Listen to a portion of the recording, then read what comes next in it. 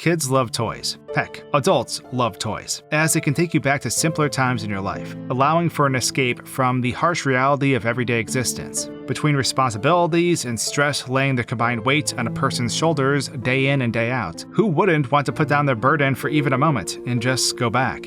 Hello, and welcome back to HorrorScoped. Today we're playing with toys, or perhaps are we going to be the ones being played with? Toys can be a great source of joy, or, as the likes of Chucky has shown us, a vessel of pure dread. Poppy Playtime is a game that seems to lend itself to the terror of the latter doll of horror. But is it possible that, as the saying goes, the road to hell is paved with good intentions? No one knows yet for certain, but we're going to try to find out as we dive into the first chapter. The trek of suspense begins as we, the protagonist and former employee of Playtime Corporation, return to the factory of our former employer at the call of a mysterious package and VHS tape. The package eerily hints that the employees of the now-defunct toy manufacturer never left the factory. The note, scrawled in crimson and marked with a drawing of an equally red poppy, reads as follows, quote, "Everyone thinks the staff disappeared 10 years ago. We're still here. Find the flower." End quote.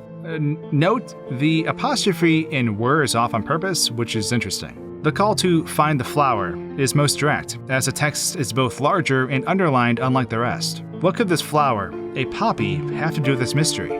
Could it be that the flower itself is the most important clue about what is going on in the factory? The VHS tape included with the note a commercial featuring the company's founder, Elliot Ludwig, and showcasing the doll behind the company's namesake, Poppy, is itself tinted with the same red hue as the flower. Is this purposeful or simply coincidence? When we arrive at Playtime Corporation and begin to look around the premises, we find another VHS tape which serves as a warning for any intruder. Lathe Pierre, head of innovation for the company, speaks in this recording and details the building's basic security and, ultimately, hints at a darker aspect of the structure's defense. As we explore the facility further, another VHS, blue in color, describes the grab pack, which is a piece of equipment used in the factory to improve efficiency for the employees. The invention definitely proves to be handy in assisting with solving puzzles and fixing the power problems in the building. This discovery, of course, leads us to the hub area of the building and introduces us to the giant, lovable Huggy Wuggy. Despite the namesake of the game itself belonging to the doll, Poppy, Huggy Wuggy was actually the most popular toy developed by the Playtime business. Elliot Ludwig, the founder, wanted to create a toy that could hug you forever. Of course, this is meant to be literal, as a source of comfort for children,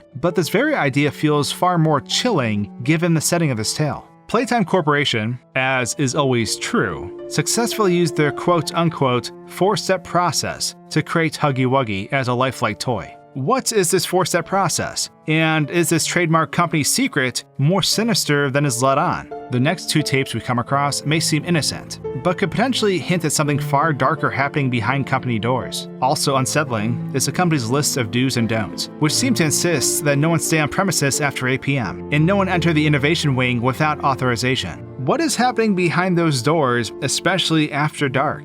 Equally scary is a sight of what might be blood nearby, splashed and sprayed like the aftermath of a Tarantino movie scene. But is it actually blood or something else entirely? Questions upon questions. So how about those tapes? As we continue on, after solving an electricity problem, we'll find that Huggy Wuggy is gone. Well, that's slightly concerning. Anyway, the next VHS tape that is encountered is a recording of Rich Avery, the company's storeroom manager, complaining that he cannot find proper Huggy Wuggy boxes amongst all the shipping containers for the orphanages that the company is aiding. Evidently, maintenance on the facility has been lacking, and this particular individual is on his last nerve, as he seemingly cannot perform his job correctly among the mess. Now, this initiative itself encouraged the employees of the company to take in orphans themselves as part of an all-encompassing plan to give every child a chance at new life. Again, taken at face value, this seems innocent and wholesome, right? Well, the theme of children remains as we head into the next tape. Stella Graber, as we hear in the pink cassette, is interested in giving children joy. She feels that they deserve to have the same magical experiences that she had as a child, and goes on to lament getting older and the shortness of the human lifespan.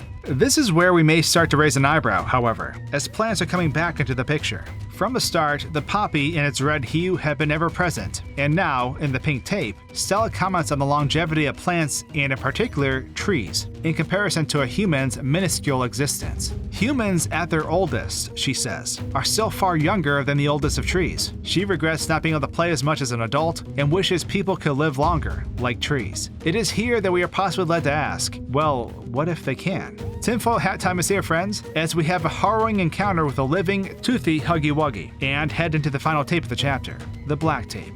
So, experimentation. From everything that we have gathered, it is evident that the Innovation Wing has been performing tests and experiments off the books.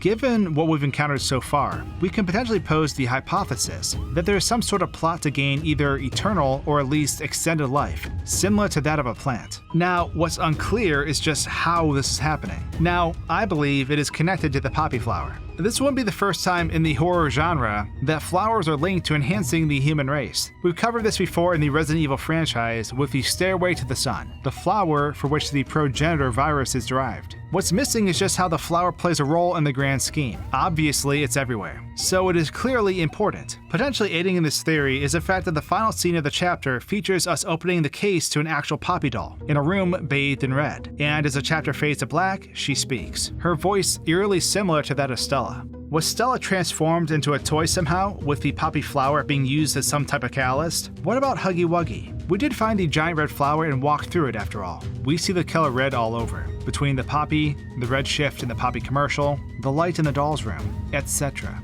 We also frequently see what seems to be spilt blood on the floors and walls throughout the chapter. What is odd is that sometimes this blood is in strange places. There are times where it's fairly high up and out of reach. Then there is Huggy Wuggy, who himself seems to bleed. But is this actually blood, or is it some derivative of the red poppy flower? Huggy isn't the only toy to display this red substance either, as it is seen to be covering other toys throughout the journey through the factory. This makes you wonder if these toys were also alive at some point, or if all this red fluid came from Huggy himself or elsewhere. The battery pack within the Poppy doll is also covered in this strange red substance. Poppies themselves are interesting because they already have a place in real life and pop culture due to the fact that opium is derived from them. Opium is a depressant drug that is used medically as well as illegally in its processed forms. A famous scene from The Wizard of Oz featured Dorothy and the gang being lulled to sleep as they pass through a field of flowers on the way to the Emerald City. What factor these things play in this setting remains unclear, and we're left to speculate. Plants, for instance trees, since Stella mentioned them, have a wide swath of expected life durations, but generally speaking, death only comes to a tree when something kills it as opposed to old age. Trees don't wear out internally the way a person does, and would probably keep living until an outside force, such as a virus, fire, or wind, take it down.